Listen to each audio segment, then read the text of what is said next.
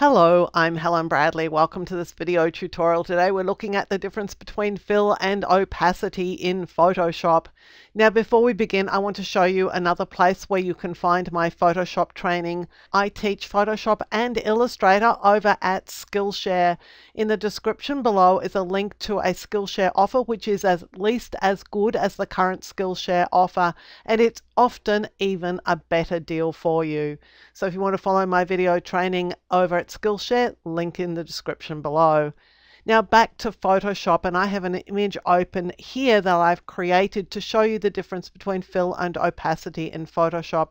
This is our starter shape, and it's just a filled shape with a stroke around it. If we go to the layers panel and just target this layer, you'll see that it has a yellow stroke around it, and it has 100% fill and 100% opacity. And of course we're adjusting opacity and fill here in the layers panel. If you're not sure where the layers panel is, then it's window and then layers. Now I've duplicated this shape over here, and in this case I have reduced the opacity to 50%. And what you're seeing is that not only is the blue more opaque, but so too is the yellow stroke.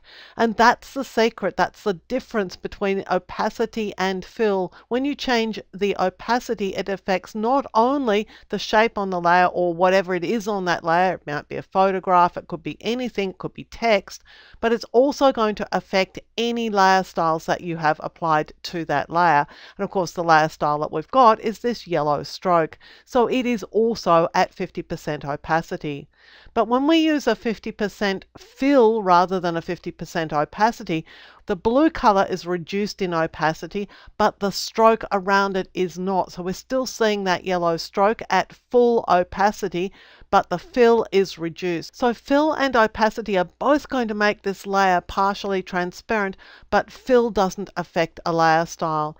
So the way that you can use it, in particular with layer styles, is shown here. Here I've got a 0% fill. So this is my shape here. Here it is up here, and I've set it to 0% fill. But we're still seeing the yellow outline. So any layer style that has been applied to this particular layer is always going to be visible, even if the blue bit is not visible. Now there's also a shape in here, but it's got a 0 opacity, and even though it's got that stroke and everything, we're just not seeing anything because the opacity is still so low. So if I start winding up the opacity, you can see that the blue color and the yellow stroke are starting to appear, but as soon as we go down to 0 opacity, they're gone. Now if you're curious what I'm doing up here, I'm not dropping down this slider, I'm just going over the word opacity and just dragging, and that's what's called a scrubby slider. You can make an adjustment on opacity or fill if you like by just dragging over those sliders. So there is the difference between fill and opacity in Photoshop. If you want to get a layer style effect but not the fill on the layer, then use 0% fill and you'll still see your layer style. You won't see the fill. Now, in case you're interested in getting this document yourself, I'm going to give you a link in the description below so that you can download this document just so you can go and refer to it. That might be of use to you. Let's switch to another document because there's something else I want to show you before we finish up, and that is the difference between fill and opacity when you're using one of 8 blend modes. So let's have a look at this document first of all. This is the original image here and here. And then what I did was I set the original image to an opacity of 50%, and I put a turquoise layer over the top of the image and blended it with these blend modes: color burn, linear burn, color dodge, linear dodge, vivid light, linear light, hard mix, and difference, because these are the 8 blend modes that behave differently when you use fill or opacity. So the ones up here at 50% opacity, the ones down here are at 50% fill. And so we can see things like when we use a 50% fill with the difference blend mode, we're seeing a lot of the detail in the image here not blued out like it is up here. Hard mix is another blend mode which works a little bit better, I think, when you use a 50% fill than when you use a 50% opacity. But up here are some blend modes that don't seem to look as good that way around. So when we use just a 50% fill, we're losing all the detail in these lemons here.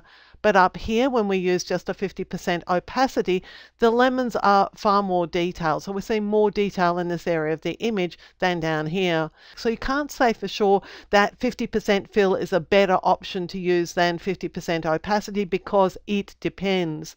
Now, there are only 8 blend modes that there's going to be a difference. All the other blend modes, for example, like screen, multiply, let's just run down the list. Normal, dissolve, darken, multiply are not going to make any difference whether you're reducing the fill or the opacity. They're going to be exactly the same as darker color, lighten, screen. Color dodge and linear dodge, they're very different. Lighter color is not. Overlay, soft light, hard light, no difference. But when we get to vivid light and linear light and hard mix, there is a difference. There's also a difference with the difference blend mode, but exclusion, subtract, divide, hue, saturation, color, and luminosity are all going to be exactly the same.